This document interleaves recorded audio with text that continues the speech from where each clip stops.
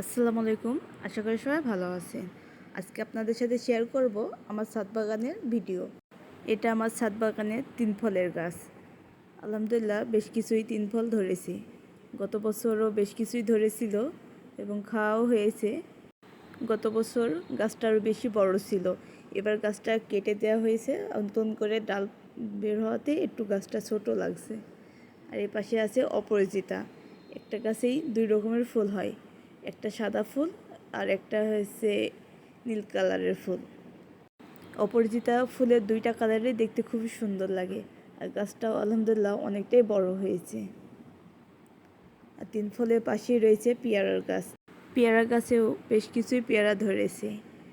টবের গাছ হিসাবে আলহামদুলিল্লাহ অনেক পেয়ারাই ধরেছে গাছটাতে। আর গাছটাও বেশ বড়ই হয়েছে। এপাশে কিছু ড্রাগনের কাটিং করা গাছ লাগানো আছে। গাছগুলোও বেশ বড়ই হয়েছে। আর এখানে একটা যে হলুদ ড্রাগনের গাছ লাগানো হয়েছে। গাছটাতেও বেশ কিছু ডালপালা বের হয়েছে। গতবার 2টা ফুল হয়েছিল, তবে ড্রাগন ধরে নাই। এবার দেখা যাক কী হয়। আর এই পাশে এই যে আমার গাঁদা ফুলের গাছ। আমার ছাদ বাগানে সবথেকে বেশি এখন গাঁদা ফুলের গাছই রয়েছে। আর এই তো আমার সব থেকে ছাদ বাগানের পছন্দের একটি গাছ গোলাপ ফুলের গাছ। গাছটাতে এত সুন্দর গোলাপ ফুল ফোটে, দেখতেই আমার অনেক সুন্দর লাগে। আর বেশ কিছু গাছে এখনও কলি রয়েছে গোলাপের। আর গোলাপ ফুলগুলোর সাইজও মাশাআল্লাহ অনেকটাই বড় হয়। গোলাপ ফুলের পাশে একটা গাঁদা ফুলের গাছ লাগানো হয়েছে। আর এই পাশে একটা সাদা অপরাজিতা। বেশ কিছুই অপরাজিতা ফুল ফুটেছে, নতুন চারা লাগানো হয়েছে গাছটাতে। আর এ পাশে একটা পেয়ারা গাছ, পেয়ারা গাছটাতেও বেশ কিছুই ফুল এসেছে। আর এই যে পেয়ারা ধরছে গাছে। আর এই আম গাছটা মাটিতে নিচে লাগানো, ডালগুলো সবটাই ছাদের উপর চলে এসেছে। আর মাশাআল্লাহ অনেক আম ধরেছে এই ডালটাতে।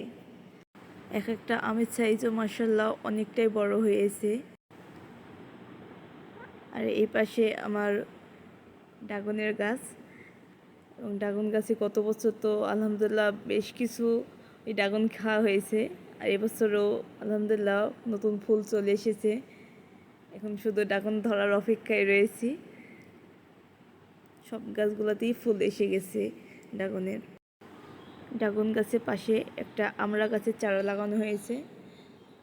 গাছটাতে 2টা আমড়া ধরেছে আর বেশ কিছুই ফুল এসেছে গাছটাতে। আর এই পাশে আমার স্ট্রবেরি গাছের চারা রাখা হয়েছে। গত বছর তো চারা করা হয়েছিল না বেশি একটা, এবার আশায় আছি বেশ কিছু চারা বানাবো। আর এই যে আমার একটা বড়ই গাছ, আর বড়ই গাছের পাশেই একটা ড্রাগনের কাটিং চারা লাগানো হয়েছে। আর এই যে একটা লেবুর গাছ, লেবুর গাছে আলহামদুলিল্লাহ লেবু ধরেছে, এগুলো খাওয়ার উপযোগী হয়ে গেছে।